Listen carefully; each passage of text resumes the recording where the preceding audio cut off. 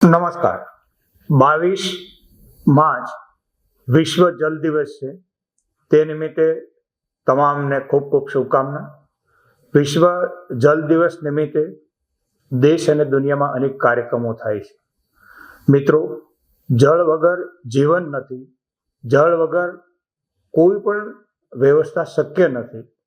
એટલે હર કોઈ વ્યક્તિની જવાબદારી બને છે કે પાણીનું જતન કરવું, પાણી ટીપે ટીપું ધરતીને પાછું આપવું જળ સંચયના રૂપમાં, અને ખેતી વગેરે જગ્યાએ એનો ઉપયોગ પણ વૈજ્ઞાનિક પદ્ધતિથી કરવો જોઈએ.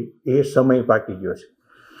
ગુજરાતમાં 96 લાખ હેક્ટરમાંથી 24 લાખ હેક્ટરમાં ડીપ ઇરિગેશનથી ખેડૂત ખેતી કરે છે. એને વિશ્વ જળ દિવસ નિમિત્તે વિશેષ શુભકામના આપણે આપી, અભિનંદન આપી, કારણ કે એ પાણી બચાવવાનું કામ કરે છે. બાકીના લોકો પાણી બચાવવા માટે ડીપ ઇરિગેશનમાં આગળ આવે. વરસાદી પાણી ધરતી ઉપર રોકવા માટે બહુ બધા વાસણો બન્યા છે.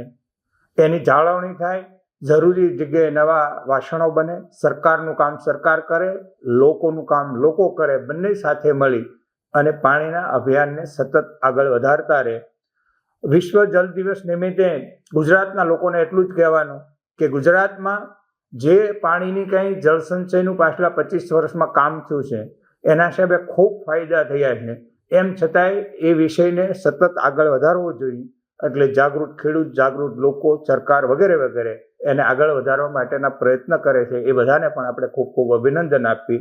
અને ગુજરાત આખા દેશને અને દુનિયાને પાણી મેનેજમેન્ટ માટે મોડલ આપી શકે એમ કે સરદાર સરોવરની અંદર 18 લાખનો કમાન્ડ એરિયા છે. એવા બાકીના 200 ડેમ છે. એનો કમાન્ડ એરિયા જે છે એ 12 લાખ હેક્ટરનો છે. હવે આ 18 અને 12 આ 30 લાખ હેક્ટરમાં દેશી પદ્ધતિથી પાણી અપાય છે.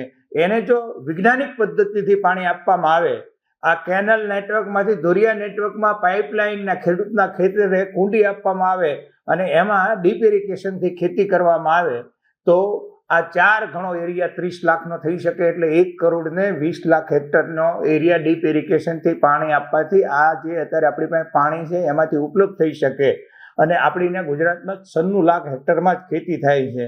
તો આ પાણી મેનેજમેન્ટ થાય તો કાયમ માટે આપણે પાણીના પ્રશ્નને હલ કરી શકીએ એમ છીએ. કારણ કે જે ધરતી પર રોકાણેલું પાણી છે, જે સરોવરમાં રોકાણેલું પાણી છે, એ પાણીથી આ વૈજ્ઞાનિક પદ્ધતિથી ગુજરાતની દરેક ધરતીને પાણી આપી શકાય એમ છે. પણ એના માટે ખેડૂતના ભાગે આવે છે કામ. હર કોઈ ખેતરમાં ડીપ ઇરિગેશનથી ખેતી થાય. અને આજે 24 લાખ હેક્ટરમાં થાય છે, એ 96 લાખ હેક્ટરમાં થાય. એ માટે ખેડૂતનું કામ કરવું પડે એમ છે. અને સરકારના ભાગે આવતું કામ સરકારે કરવું પડે એમ છે. અને જાગૃત લોકોએ સતત આ વાત કરતી રહેવી પડે એમ છે. તો ગુજરાતમાં કાયમી પાણીનો પ્રશ્નનો ઉકેલ થઈ શકે. અને ધરતીના પાણી લેવાના બંધ થાય તો દુષ્કાળ પડે તો પણ આપણે એ દુષ્કાળના સમયે કામ આપી શકે. 1-2 દુષ્કાળ અંદર પાણી હશે તો એ આપણને સપોર્ટ કરશે. એટલે ખરા અર્થમાં ગુજરાતે જળ સંચય માટે લાખો કાર્યકરોએ, લાખો ગામ કમિટીઓએ, લાખો ખેડૂતોએ કામ કર્યું છે અને ખૂબ સારું કામ થયું છે. એ બધાને ફરી જળ સંચય માટે ખૂબ ખૂબ અભિનંદન. વિશ્વ જલ દિવસ નિમિત્તે ખૂબ ખૂબ શુભકામના. આભાર.